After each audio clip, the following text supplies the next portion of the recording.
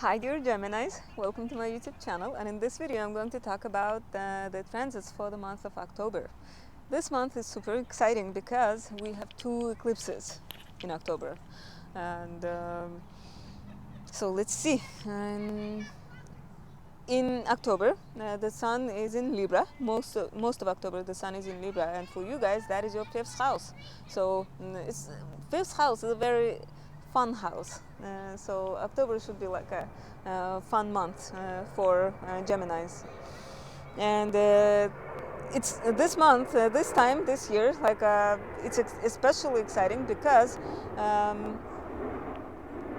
Sorry, like that airplane noise. Because you have a solar eclipse in your fifth house. Yeah, I'm gonna talk more about that later. So on October 4th, Mercury is gonna enter Libra for 18 days, and Mercury is your ruling sign. Uh, so this is good news because if you remember, Mercury spent ages in Virgo. It spent like slightly more than 2 months in Virgo, so it was in your fourth house because of the retrograde. Mercury entered Virgo on July 28th, and finally on October 4th, it's going to leave your fourth house and enter your fifth fun house. Okay, and so when Mercury is in Libra, we are more like diplomatic because Libra is very charming, very diplomatic, very like agreeable. It should be easier to negotiate, reach agreements, and since this is your fifth house, so it's like you might be more flirtatious in communication. And the thing is, Mercury is going to be pretty close to the solar eclipse in Libra. It's going to be like 4 degrees away, and that is pretty close. So this Mercury might bring some sort of news, mm, like some sort of, like, how should I say? Yeah, communication, like news and message uh, that is associated with that solar eclipse to you. So time will show what that message is. Okay, and so I would expect it to be related to some like romance, maybe some news regarding your children if you have children, maybe about your creative project, because the fifth house is the house of creativity and your hobbies. Okay, so some news regarding those matters. And then on October 6th, we have the last quarter moon in Cancer. So this marks the beginning of a week where not much happens. So take the time from October 6th to October like 10th maybe to recharge your batteries. Don't feel guilty if you don't feel like doing anything. Don't do anything around those days, okay? I mean, like, do go to work and stuff, but it's just don't exhaust yourself, because this is the time when we have the calm before the storm.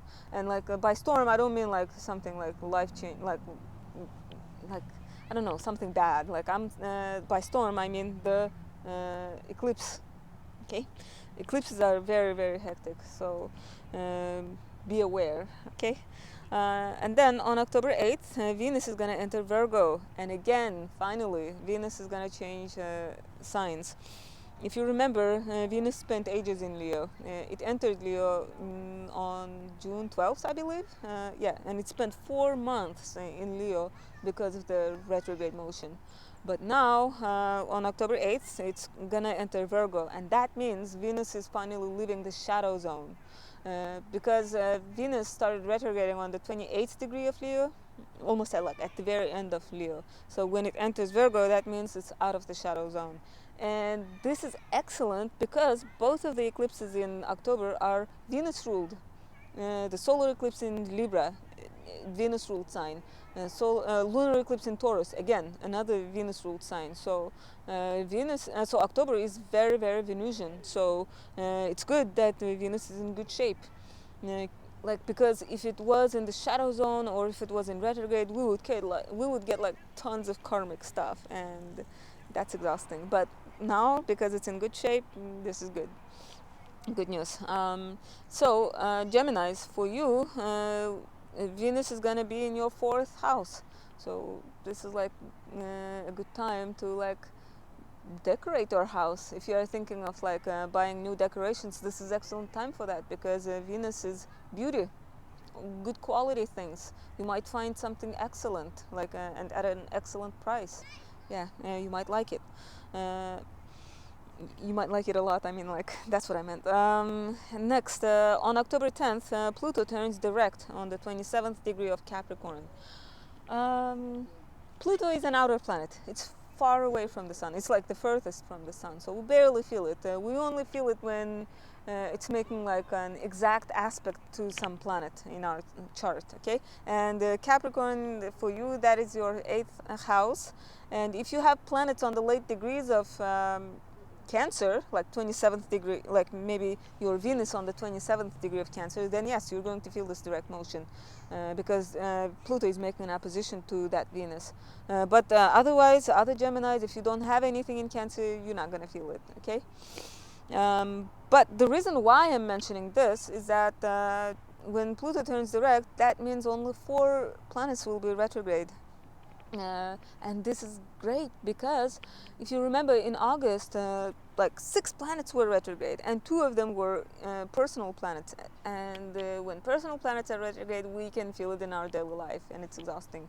But now only outer planets are retrograde and we don't feel them that much. Okay, doesn't mean we don't feel them, but like they're not as prominent. Next, on October 12th, Mars enters Virgo. No, not Virgo, Scorpio, until November 25th. And so, Geminis, for you, Scorpio, that is your 6th house. So, wherever Mars is, it tends to activate. Okay? Like, go, go, go. Like a very energetic planet. So, and Mars feels comfortable in Scorpio. It co-rules Scorpio. So, all the 6th house related matters are going to be like prominent, very active for you from October 12th until November 25th. And what is the 6th house? 6th house is the house of routine, health matters, work, okay? Your employees, if you have employees, like service providers, yeah. So, and Mars is a planet of like war. It's the god of war, right? So wherever it is, we tend to get more like belligerent. Not belligerent. How should I say it? Like we tend to become more argumentative, like wherever Mars is. So I would say, like, don't argue too much with coworkers. I guess it's possible that your coworkers are gonna irritate you a lot, but yeah, don't fight with them too much. Like, and then like service providers, I don't know. Like I would say, try to wait until like December, I guess, if you do need services, because yeah, again, they might get on your nerves because Mars. Yeah, it can do that. But like if we look at it positively, it can make you get a lot of things done. Yeah, Mars gives you energy. So all the 6th house related matters, you might have energy to finally do those things. So 6th house is house of Virgo, so like maybe cleaning like your apartment, I don't know, like yeah, you might do like some power cleaning inside your apartment or house. Next, on October 14th, we have that solar eclipse on the 21st degree of Libra. Yay! And so this is happening in your fun house, 5th house. It's the house of children, hobbies, romance, like leisure. Okay, so this is good because all those themes are gonna get like a boost. Solar eclipse is when like I don't know, like 10 new moons in one, okay? A very prominent energy. And be aware that around eclipses, the energy is very hectic because everyone is experiencing the eclipse energy and everyone is adjusting to the changes brought by the eclipses. So yeah, like be aware, like you might feel extra exhausted, your daily routine might be turned upside down, but like do remember that the dust will settle around a month after the eclipse, okay? So be ready. When you know, I think it's easier to deal with those energies. What else? Do you remember what happened to you around October 14th in 2004? Because back then we had this exact eclipse in that area of your life, in your 5th house. Do you remember what happened in the lives of your children? Do you remember what happened in your romance in October 2004? If you were old enough to remember. Because for me, like, I was only 11 years old in 2004, so I don't remember much. Yeah, but for some of you, you might remember. So it's a good idea to sit down and try to remember, because it gives good insight.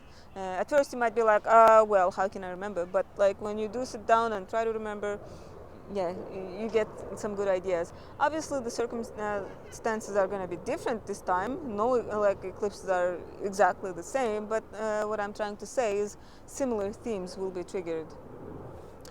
I'm going to make a separate video for this eclipse, okay? I'm going to provide more details. In this video, I'm trying to keep it short and brief, so do remember to check that video out.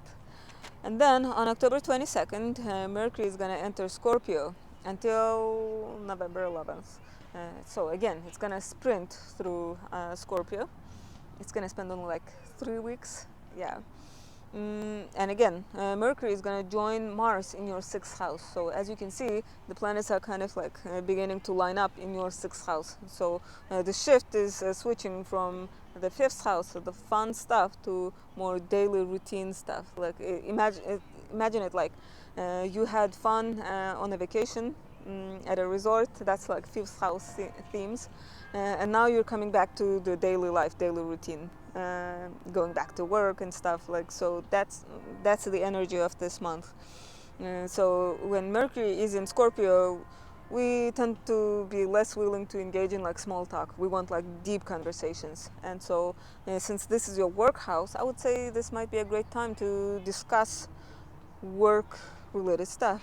If there was something you didn't understand, it can be a great time to finally like be the detective and find the information that you need, because Scorpio is the sign of like investigation. Yeah, and then like on October 23rd, the Sun is gonna enter Scorpio, so it's gonna join Mercury and Mars in your 6th house. And then on October 28th, the Moon is gonna join those planets, and that means wait, no, like sorry, I don't know why I'm like making mistakes, but like on October 28th,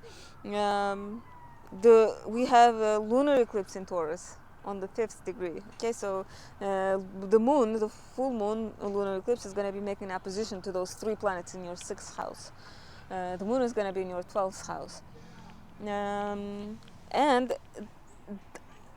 this seems like a good lunar eclipse because it's happening on the north node. It's like an uncharted territory, so it's not like a karmic surprise. And another good news is that this is the last lunar eclipse on the Taurus Scorpio axis. So you're gonna get like a karmic reward in that area of your life.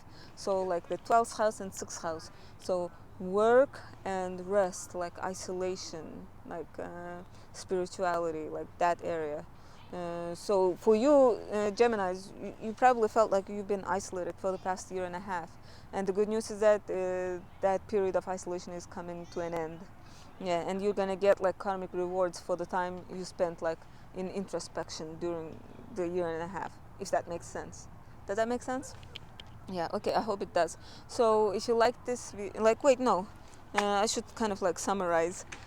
As I said, most of October is gonna be focused on your 5th house, fun stuff, leisure, hobbies, creativity, children, and then slowly the focus is gonna start shifting towards daily routine, like work stuff, health stuff, yeah, and be aware that in October the energy is gonna be very hectic. Like it's gonna be hard to relax. Okay, just remember that this too shall pass, and the eclipses can bring like great changes in your life. Can be exciting. So because it's like in your 5th house, you might meet someone new. You might go on an awesome date. I would say be out and about. And yeah, next the lunar eclipse in your 12th house. Again, isolation, spirituality, deep creativity, I would say, because 12th house is a Pisces house, so you might get some sort of inspiration. Yeah, and And this is it for October, and I hope you liked this video. And if you did, please subscribe, and don't forget to check out my video for these eclipses. Like, I'm gonna make two separate videos for them. And so I hope to see you guys in October. Thank you for watching.